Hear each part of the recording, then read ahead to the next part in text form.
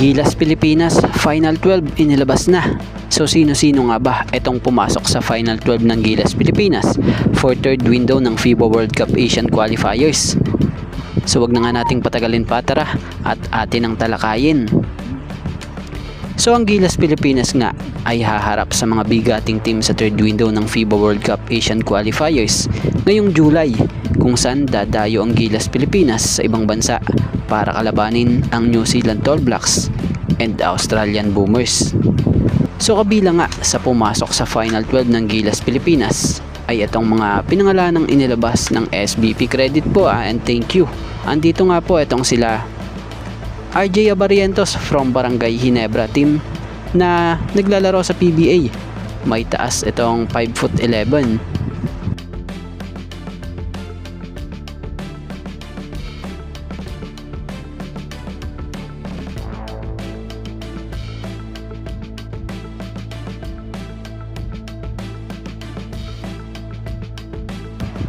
Justin Baltasar from Converge Fiber Xers team na naglalaro sa PBA. May taas itong 6'9".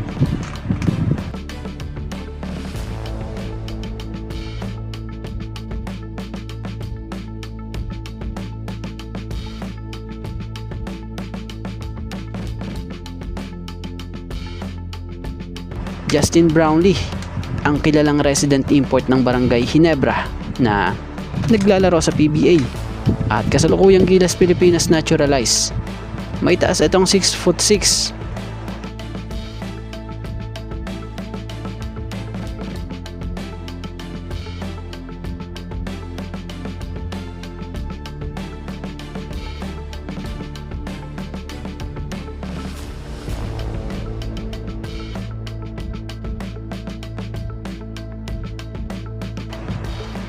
AJ Edu from Ganma Crane Thunders na naglalaro sa Japan B-League. May taas na 6'10".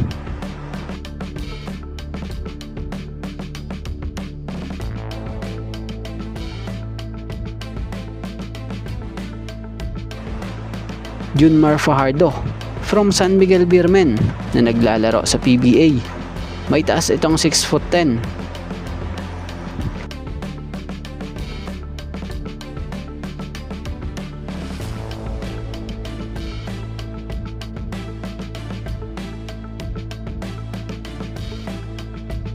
Chris Newsam from Meralco Bolts na naglalaro sa PBA. May taas na 6'2".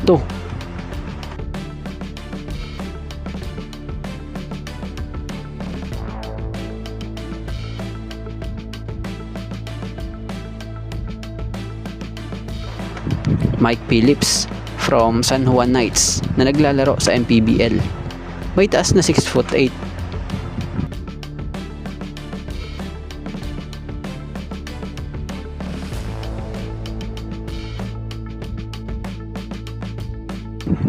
Kevin Kiambao from Sono Sky Gunners na naglalaro sa Korean Basketball League. May taas na 6'4".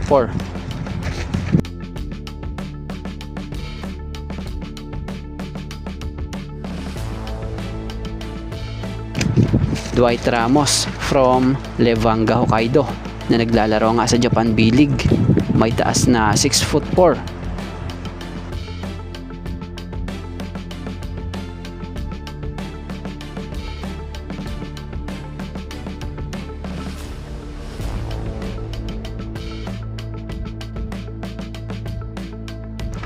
Troy Rosario from Barangay Ginebra na naglalaro sa PBA.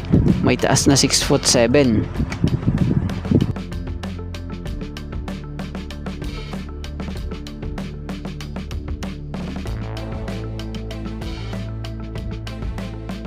Carl Tamayo from LG Sakers na naglalaro sa Korean Basketball League.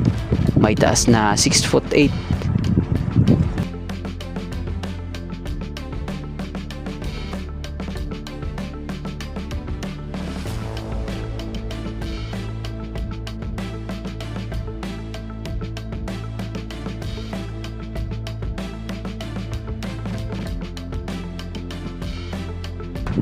and Scotty Thompson from Barangay Ginebra na naglalaro sa PBA. Fresh from Finals MVP Award. May taas ito na 6'1".